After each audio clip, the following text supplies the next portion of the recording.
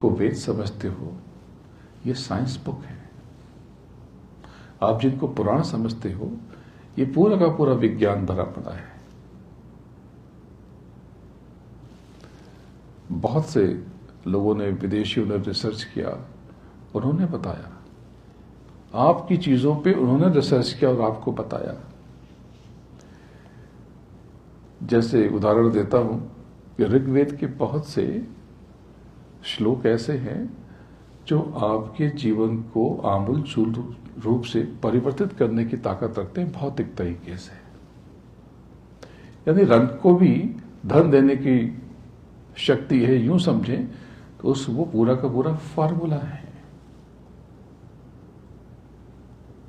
ऋग्वेद के कुछ सूक्त, कुछ श्लोक, कुछ मंत्र तो पूरा फार्मूला है। कहते हैं कि इससे गोल्ड बनाया जा सकता है।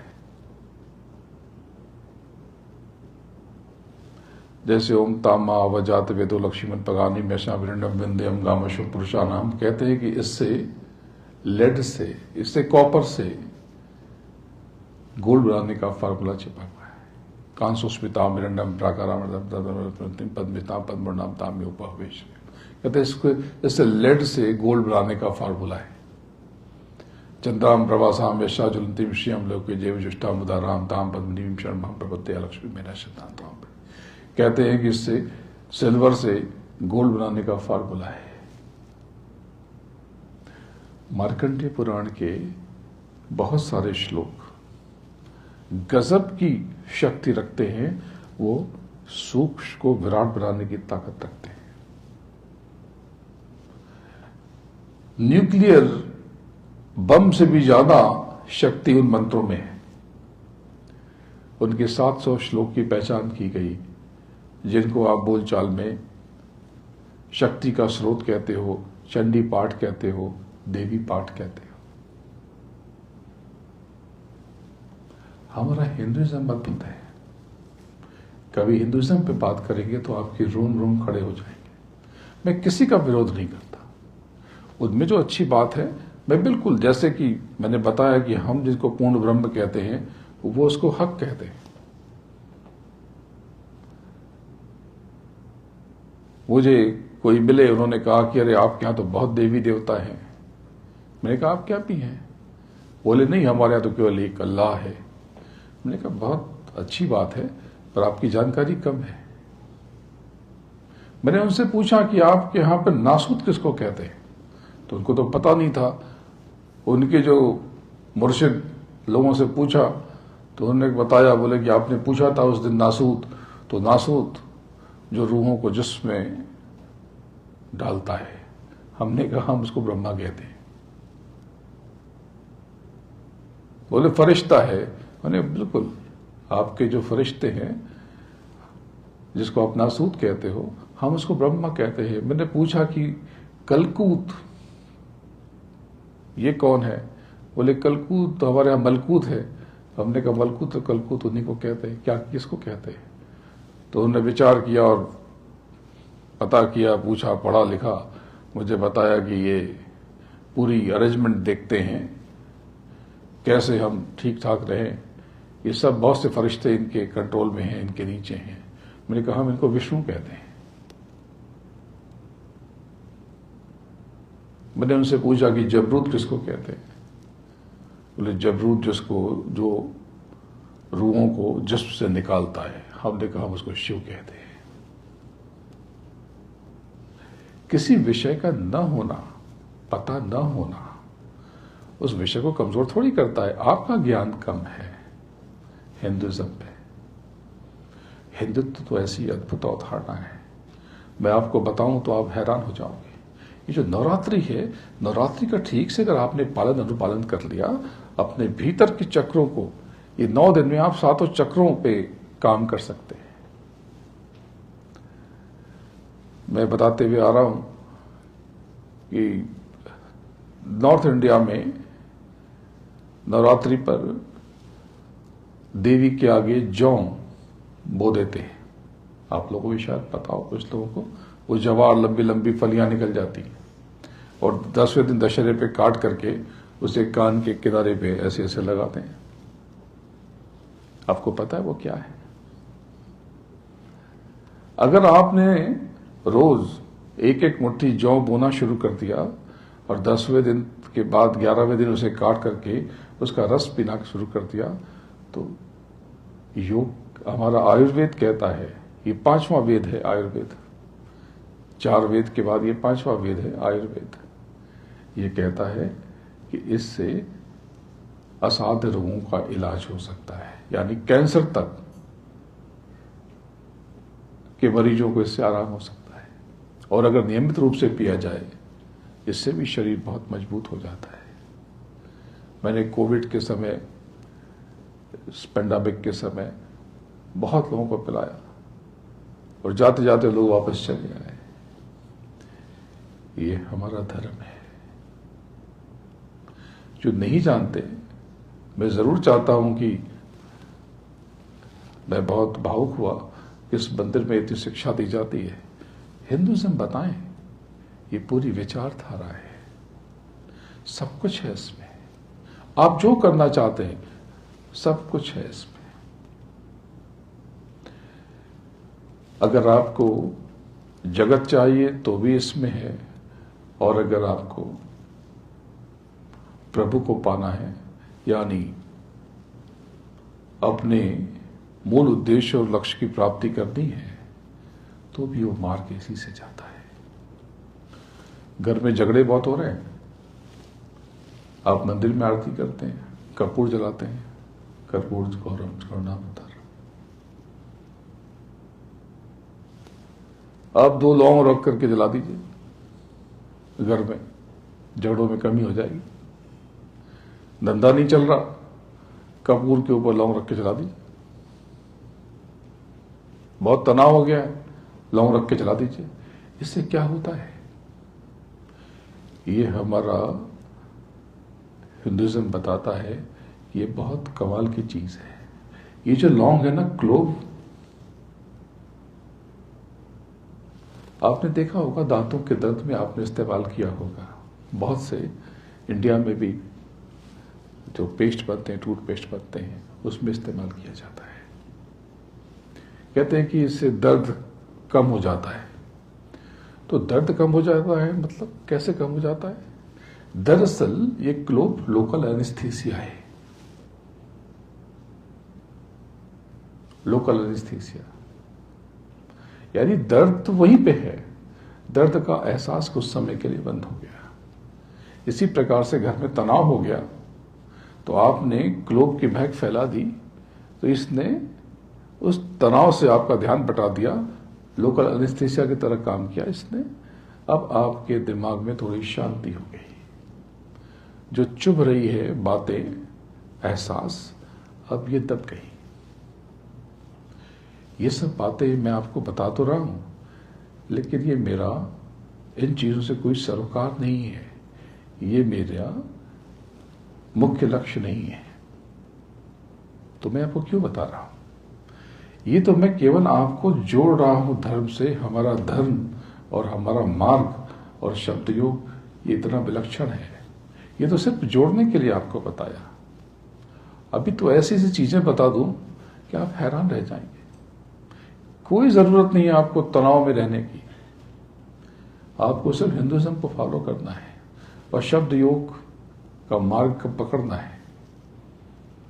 आपका जीवन बहुत सुंदर हो जाएगा, आप हर कष्ट से बाहर आ जाओगे।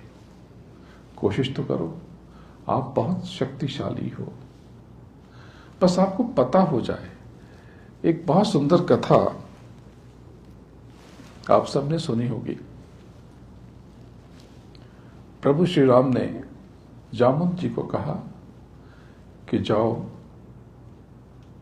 हनुमान से कह दो कि सुबह सुबह सूर्योदय के समय, सनराइज के समय समुद्र के उस तरफ जाना है,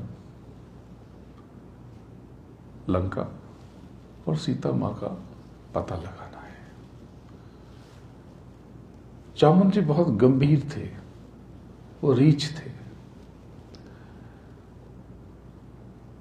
उन्होंने कहा कि जो जिस भी भाषा में कहा हो, क्योंकि हिंदी भी नहीं थी तब, संस्कृत भी नहीं थी तब, जो भी भाषा रही हो, यही कहा होगा, यस सर। फिर उनको ध्यान आया और उन्होंने पूछा कि हनुमान जाएगा कैसे, यानी क्या तरीका है, उसको नाव बना के दें, कैसे जाएगा। तो प्रभु श्री राम ने कुछ नहीं कहा, एक पॉज लिया और फिर कहा कि ही विल फ्लाई। जामवंत जी ने इसके आगे कुछ नहीं पूछा और गए अपने शिविर में और हनुमान को बुलाया और हनुमान को बताया कि नाथ ने, स्वामी ने ये कहा है, यू हैव टू गो, जाके तुम्हें सीता मां का पता लगाना है। हनुमान ने कहा ठीक है, बहुत बड़ा दायित्व है, बहुत बड़ी जिम्मेदारी है। फिर उनको याद आया, उन्हें पूछा कि मैं जाऊंगा कैसे, कुछ दोगे जाने के लिए, कोई नाव वाव किस तरह से जाऊंगा। जामवंत जी ने वही कहा जो प्रभु श्री राम ने कहा था। बोला मैंने प्रभु से पूछा और उन्होंने कहा he will fly. Hanuman ji को लगा कि ये मजाक कर रहे हैं। उन्होंने कहा बहुत अच्छी बात है, मैं भी उड़ूंगा, आप भी उड़ना, प्रभु भी उड़ेंगे, सब उड़ेंगे, बड़ा मजा आएगा। तब उनको एहसास हुआ कि जामवंत जी मजाक करते नहीं है, किसी ने उनको हंसते हुए देखा नहीं है, पॉइंट टू पॉइंट। उसके बाद एक शब्द न इधर न उधर। अब वो बिफर गए, बिदक गए। What do mean. जिस भी भाषा में एक बात कही हो, जो सार था वो यही था। बोले मैं बंदर हूं, पागल नहीं हूं, थोड़ा जंप कर लेता हूं, उछल लेता हूं। अरे मैं थोड़ा सा छलांग मारूंगा सीधा राम जी यहां पे, यहां राम नाम सत्य मेरा। रामचरितमानस में प्रसंग है कि पूरी रात हनुमान जामवंत जी से बहस करते रहे। जामवंत जी सुनते रहे, बहुत शांति से जवाब देते रहे, लेकिन रात कब बीत गई पता नहीं चला और चिड़ियों की, पक्षियों की चहचहाने की आवाज आने लगी और आरुषियों ने, यानी सूर्य की पहली प्राथमिक किरणों ने दस्तक देना शुरू कर दिया। अब जामवंत जी का पारा चढ़ गया, क्योंकि प्रभु के आदेश की अवहेलना होने वाली थी। वो खड़े भी, उन्होंने कुछ भी कहा होगा, शायद ऐसे ही कुछ कहा होगा, मुठ्ठियां भींच कर कि एनफ इज एनफ, बहुत हो गया तुम्हारा नाटक, यहां पर बस दो ही बात है, अभी फैसला कर लो कि तुमको प्रभु पे विश्वास है या नहीं है। अब यहां पर जो मैंने पूरी कहानी सुनाई, जो सार है, यह आखिरी पंक्ति में है। बोले तुम्हें भरोसा है या नहीं है। हनुमान ने कहा मजाक करते हो आप, प्रभु को बीच में क्यों लाते हो, भरोसे की बात कहां से आई, मैंने तो एक बात उठाई है। उन्होंने कहा बस, तब यहां भी दो ही बात है, तीसरी कोई बात नहीं है। या तो प्रभु जानते हैं कि यू कैन फ्लाई, और नहीं तो वो परमात्मा है, वो तुम्हें यूं ही उड़ा देंगे। हनुमान के रोंगटे खड़े हो गए, कांप उठे, आंखें टपटपा गई। अरे मैं पागल, मैं बेवकूफ, मेरा सदगुरु, मेरा गुरु, मेरा प्रभु मेरे साथ है और मैं किस झमेले में पड़ा हुआ हूं, पूरी रात मैंने खराब कर दी अविश्वास करके। वो तुरंत गए वहां पर उनके शिविर में, जहां पर वो बैठे हुए थे, वो साधना में लीन थे। जामवंत जी खड़े हुए, वहां पर जाकर के आहट हुई। बोले क्या हुआ। बोले हनुमान पूछ रहा है कि माता पहचाने की कैसे।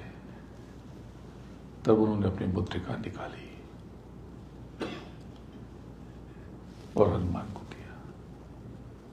प्रभु की मुद्रिका लेकर के हनुमान ने सर माथे लगाया और मुट्ठी भींची और दोनों आंखों के बीच में आग्रह चक्र पर आज्ञा दी और जोर से कहा जय श्री राम, और जो उन्होंने छलांग लगाई, लंका ही जाकर उतरे। ये शक्ति आप में है। If you can swim, you can fly too. आपको अपनी शक्ति के बारे में पता नहीं है। आप सुबह से लेकर शाम तक केवल उल्टे पुल्टे बटन दबाते हो। मैं फेल हो जाऊंगा, मैं नहीं कर पाऊंगा, मुझसे नहीं होगा, लगता है कि सब सत्यानाश हो जाएगा, लगता है कि मेरा करियर खत्म हो जाएगा, लगता है कि मैं फेल हो जाऊंगा, लगता है कि मैं पागल हो जाऊंगा, ब्ला ब्ला ब्ला ब्ला ब्ला। यही सब करते हो आप और बटन दबाते रहते हो। तो ये जीवन में जो कुछ हो रहा है ये सब अनजाने में दबाए हुए बटन है। दबाए आप नहीं है, किसी और ने नहीं दबाए।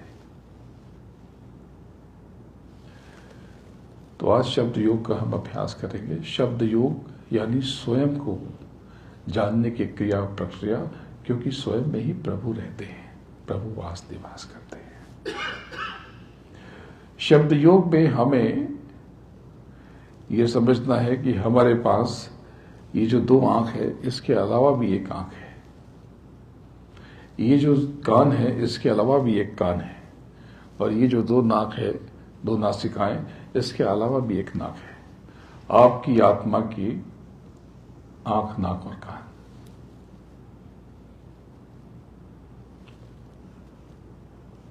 तो आप कहेंगे कि मेडिटेशन है। मेडिटेशन बहुत इनकम्प्लीट सी बात है इस अभ्यास के लिए, कि मेडिटेशन कहने से काम नहीं होता। मेडिटेशन कहने से आप यही समझते हैं कि आंख बंद करके बैठना। मैं आपसे पूछूं कि ध्यान का क्या मतलब होता है, तो आप यही कहते हैं कि आंख बंद कर लेना। अगर आंख बंद करना ध्यान होता तो मैंने जो पहले भी बताया कि सारे ब्लाइंड लोग ध्यानी हो जाते। ऐसा नहीं होता है। मेडिटेशन का मतलब है, जो मैं बताने वाला हूं उसका अर्थ यह है, अपने हिडन सेंसेस को जागृत कर लेना, यानी आपके अनंतों जन्मों से बंद आंख को खोल लेना। खोल लेना। वो जो आंख बंद है आपकी अनंतों जन्मों से, जिसकी वजह से आप अपने भीतर बैठे, एक दूसरे में बैठे प्रभु को देख नहीं पा रहे हैं, उसको खोल लेना। तो इसके लिए शर्त है, आपके भीतर की मिट्टी नरम हो, आपके भीतर अहंकार ना हो, भीतर जलन और द्वेष ना हो, किसी के प्रति घृणा ना हो, आप सहज हो, निर्मल हो, सबका आदर करें, भीतर करुणा हो, प्रेम हो, एकदम सहज। जो हो रहा है आपके जीवन में उसे होने दें। यकीन कर लें कि इससे बेहतर ये नहीं हो सकता था। अगर आप सक्सेसफुल हैं तो समझ लें कि ये एक्सट्रीम है, प्रभु ने सबसे अच्छा दिया है। और अगर आपका समय अच्छा नहीं चल रहा तो मान लें इससे भी बुरा हो सकता था, इससे भी खराब हो सकता था। सच में आज का ये जो दिन है, जो पल है, ये लम्हा हमारी आपकी जिंदगी में, इससे बेहतर कुछ नहीं हो सकता था। अगर फिर भी आप बेहतर चाहते हैं तो खुद को और निखारें, संवारें, इंप्रूव करें, पढ़ें, लिखें, सेवा खूब करें, क्योंकि जो आप प्लांट करेंगे वही मिलेगा, जो बीज बोएंगे वही पाएंगे। ये दोनों आंखों के मध्य खुद को फोकस करना है। अब यहां पर आते हैं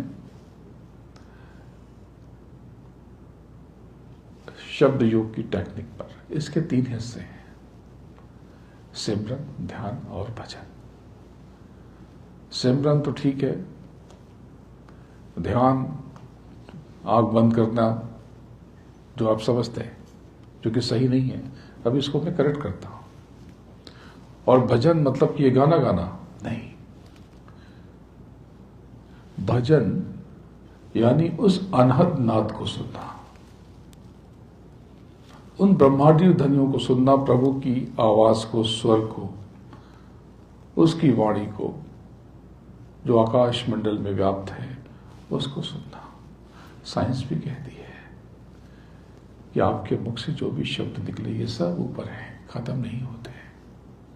अगर राम ने कुछ कहा, अगर प्रभु श्री राम ने कुछ कहा, श्री कृष्ण ने कुछ कहा, गुरु नानक देव ने कुछ कहा, बुद्ध और महावीर ने कुछ कहा, किसी ने भी कुछ भी कहा, वो सब आकाश में, सब है वहीं पर। तो आप सुन सकते हैं, जान सकते हैं सच्चाई क्या है। जैसे वेदों में केवल 20,448 श्लोक ही अब तक बचे हैं, बाकी खो गए। सच्ची बात तो कि लगभग 1,00,000 श्लोक थे, वे खो गए। लेकिन आप अभी भी उन सारे श्लोकों को देख सकते हो, सुन सकते हो। तो इसकी टेक्निक हम जल्दी से सीख लेते हैं।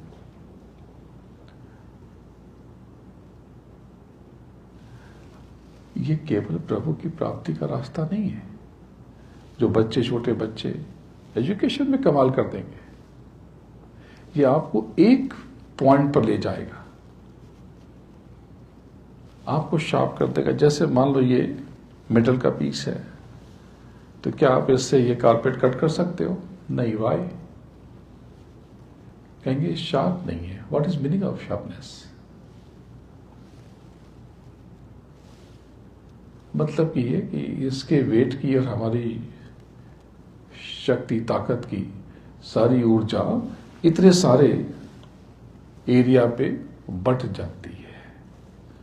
लेकिन अगर इसको एक पॉइंट पे ले आए, इसे हम नाइफ बना लें, इसे हम ब्लेड बना लें, इसे पैना कर लें, धार दे दें, तो ये कारपेट तो क्या है, ये तो स्टोन और मेटल सब कुछ काट देगा। तो बस एक पॉइंट पर आना है, तो उस पॉइंट को तलाशना है जीवन में। इसी पॉइंट को तलाशने के हिस्से को अष्टांग योग में प्रत्याहार कहते हैं। अष्टांग योग, योग का जो प्लेटफॉर्म है, योग का मतलब जोड़ना, और जोड़ना किससे? स्वयं से, प्रभु से। आसन योग नहीं है। आसन, योग के आसन बहुत कमाल के हैं, लेकिन ये योग का केवल 8वां हिस्सा है। कौन कौन से हिस्से हैं? यम, नियम, आसन, प्राणायाम, प्रत्याहार, धारणा, ध्यान, भजन और समाधि। समाधि यानी मरना नहीं, समा जाना अपने मूल में, अपने वजूद में, उस पूर्ण में, उस पूर्ण यानी प्रभु में समा के परिपूर्ण हो जाना। लेकिन उसके लिए यम यानी संयम से रहना, नियम यानी डिसिप्लिन रहना, ये सब टेक्निक्स हैं। आसन, आसन यानी उठने बैठने, देह को फ्लेक्सिबल रखना, बॉडी को। स्टिफ हो गई तो आप बहुत से काम न कर पाओगे, लिमिटेशन हो गई। जितना लचीलापन है उतनी आप यंग हो। बुढ़ापा का मतलब लैक ऑफ फ्लेक्सिबिलिटी। फ्लेक्सिबिलिटी कम हो गई, आप बूढ़े हो रहे हैं। और जैसे ही फ्लेक्सिबिलिटी एकदम कम हो जाएगी, खत्म हो जाओगे, मिट जाओगे।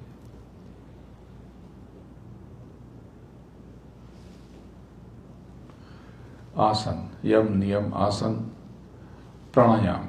आसन शरीर को बाहर से फ्लेक्सिबल करना, मजबूत करना, और प्राणायाम यानी प्राण वायु, देह को अंदर से मजबूत करना। प्राणायाम यानी प्राण के आयाम। तो प्राण यानी आत्मा नहीं, नहीं, प्राण वायु है, आत्मा तो एक है, प्राण 10 है। 10, 5 तो सुना है, ये 5 नीचे के हैं, प्राण, अपान, व्यान, उदान, समान। ऊपर के 5 प्राण कुरुम, त्रिकल, शेष, देवदत्त और धनंजय। कभी अगली बार आऊंगा तो बहुत बारीकियां बताऊंगा। ये तो खाली बेसिक बता रहा हूं, क्योंकि आपको पता चल जाए कि आपका हिंदुइज्म क्या है। बहुत कमाल की चीज है। मैं यहां सब छोड़ के बैठा हूं, मैं कॉर्पोरेट की सक्सेसफुल लाइफ को छोड़ करके कुछ जो पाया है आपको बांटने की झलक में संसार में घूम रहा हूं, बिना कुछ आपसे चाहे। मुझे आपसे कुछ नहीं चाहिए, क्योंकि आपके पास कुछ है ही नहीं। अरे आपके पास अपना ही कुछ नहीं, मुझे क्या दोगे? अगर कुछ होता तो लेके जाते ना। लकड़ी में मैंने बहुत बड़े बड़े लोगों को जलते हुए देखा है, कुछ नहीं लेके गए। जिसको वो अपना समझते तो यही छूट गया। मैंने कहा भाई पकड़ लो, ले लो, छूट रहा है, मालूम पड़ा जाएगा ही नहीं। तो क्यों कहते थे क्या मेरा मेरा मेरा, ये दुनिया रहन बसेरा, यहाँ कोई न रहने पाता, है चंद दिनों का डेरा, हंस उड़ जाएगा, कोई न साथी तेरा साथ निभाएगा। तो यम नियम आसन प्राणायाम। अब इसके बाद आता है प्रत्याहार। प्रत्याहार का मतलब ये जो मैंने बताया, शार्पनेस, यानी हर जगह से मुड़ करके एक पॉइंट पे लगा देना। इसको यूं समझो कि जब आप बड़ी चीजें खरीदना चाहते हो तो छोटे छोटे खर्चों को कम कर दो, वो पैसे बचा लो, फिर आप बड़ी चीज खरीद सकते हो। लेकिन आपने, अगर आपके पास 1 मिलियन है और आपने 1 मिलियन चीज ले ली, यानी कि 10 लाख चीजें ले ली, 10 लाख वस्तु खरीद ली, तो आपके पास $1 $1 की ही चीज आएगी। ढेर सी चीजों में आपने खुद को बिखरा दिया, ये बांट दिया आपने। यही द्वैत है। इस द्वैत को, इसके परे जाना अद्वैत है। एक बिंदु पर, एक बिंदु पर। बहुत सहज है हमारा अध्यात्म। यहां तो बस 1 + 1 2 है। बहुत कमाल की चीज है ये प्रत्याहार। सक्सेसफुल होना चाहते हैं, हर जगह से समेट लें खुद को और जो चाहते हैं उस पर लगा दें। एजुकेशन में टॉप करना चाहते हैं, रूम बंद करें, जरूरी काम से बाहर निकलें, अपने लक्ष्य की तरफ बढ़ें। ऑफिस में सक्सेसफुल होना चाहते हैं, बाकी हर जगह से विड्रॉ करें, अपने करियर पे फोकस करें एक बिंदु पर। रिश्ते को बचाना चाहते हैं, बिखर रहा, हर रिश्ते से खुद को समेटें, पहले उस रिश्ते को रिपेयर करें। जो बेहतर करना चाहते हैं, हर जगह से फोर्सेस को विड्रॉ करें और उस बिंदु पर लगाएं। वो बिंदु शांत हो जाएगा, आप सक्सेसफुल हो जाएंगे। प्रभु को पाना चाहते हैं, हर जगह से खुद को समेटें और उस परम चेतना पर फोकस करें। उस पूर्ण में समा के परिपूर्ण हो जाए। जो पाथ आपको बाहर लेके जाता है वही अंदर लेके आता है। जो स्टेयरकेस, जो सीढ़ियां आपको ऊपर लेके जाती हैं, वही आपको नीचे लेके आती हैं। ऊपर जाने और नीचे आने के लिए अलग अलग लिफ्ट नहीं है। तो आप ऊपर चढ़ेंगे या नीचे आएंगे, आप प्रोग्रेस करेंगे या आपका पतन हो जाएगा, ये कौन डिसाइड करेगा? ये आप डिसाइड करेंगे। आपका डायरेक्शन डिसाइड करेगा। आपकी दिशा क्या होगी जीवन की, ये डिसाइड करेगी। ये हिंदुइज्म है, दिशा। इतना क्लियर कट मैसेज किसी भी रिलीजन में शायद ही हो। अगर है तो मुझे नहीं पता। मुझे अपना धर्म पता है। पहले मैं अपना धर्म समझ लूं, समझा लूं, फिर औरों को जान लेंगे। बीच में मौका लगता है तो दूसरों को भी पढ़ता हूं और जो अच्छा लगता स्वीकार कर लेता हूं। टकराव थोड़ी है, लेकिन जो हमारा है वो कितना बेहतर ये पता तो हो। केवल बात करके हिंदू हिंदू हिंदू मोर्चा निकाल के थोड़ी कुछ होगा।